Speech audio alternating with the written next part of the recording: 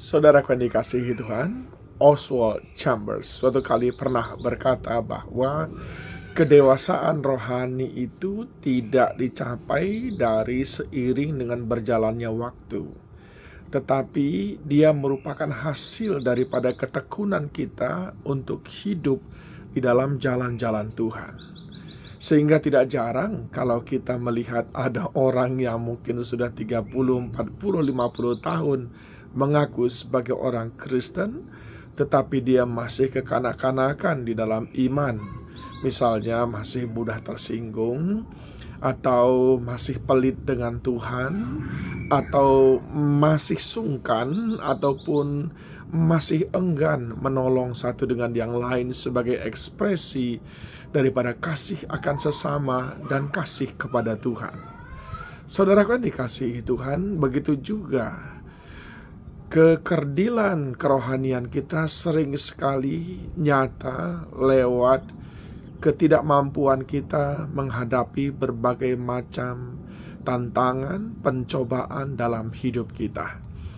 Di dalam Yakobus pasal yang pertama, ayat 1, ayat 2 sampai dengan 5 saya bacakan. Saudara-saudara, anggaplah sebagai suatu kebahagiaan apabila kamu jatuh ke dalam berbagai-bagai pencobaan, sebab kamu tahu bahwa ujian terhadap imanmu itu menghasilkan ketekunan. Dan biarkanlah ketekunan itu memperoleh buah yang matang, supaya kamu menjadi serupa dan utuh dan tak kekurangan suatu apapun. Nah, saudaraku yang dikasihi Tuhan, firman Tuhan ini menyampaikan tentang 3 hal kepada kita dalam pendewasaan iman kita. Yang pertama dikatakannya bahwa apabila ada pencobaan, maka terimalah itu dengan bahagia. Anggap itu sebagai suatu kebahagiaan. Mengapa? Kita berbahagia karena kita mendapatkan kesempatan untuk dibentuk oleh Tuhan. Bukankah ketika seorang pemuda mendaftar menjadi perwira, tentara ataupun polisi, dia bersuka cita, padahal sesudah pengumuman itu dia akan segera digojlok habis-habisan. Kalau dia hanya membayangkan dia akan digojlok, tentu saja dia tidak bersuka cita. Tapi dia tahu sesudah digojlok habis-habisan oleh pelatihnya, tiba masanya dia diwisuda dan dia menjadi perwira. Berbahagialah ketika ada berbagai-bagai tantangan dalam hidup kita, Tuhan izinkan. Yang kedua, sikap yang mestinya kita pergunakan saat kita menghadapi berbagai keadaan yang tidak mengenakan, yaitu melihatnya sebagai sebuah ujian. Dan kalau saudara mengikuti sebuah ujian, apa yang saudara ingin dapatkan? Lulus, bukan? Oleh sebab itu, ketika saudara menghadapi pencobaan, berjuanglah supaya saudara lulus menghadapi berbagai-bagai pencobaan itu, dengan tetap menghadapinya berdasarkan kepada kebenaran-kebenaran firman Tuhan. Berjuanglah dengan sedemikian rupa dan jangan cepat kecewa, jangan cepat menyerah.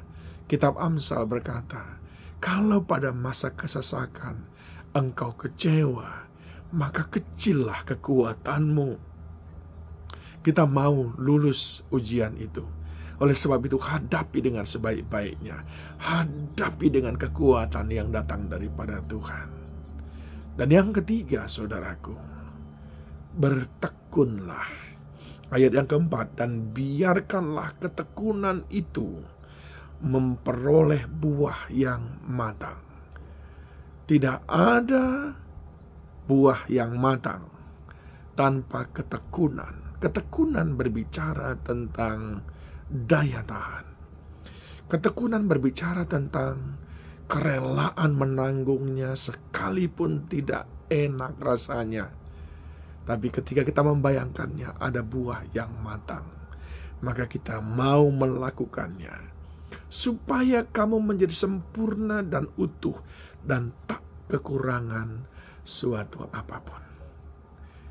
Ingat baik-baik saudaraku, respon kita terhadap apa yang sedang Tuhan izinkan terjadi, jangan salah.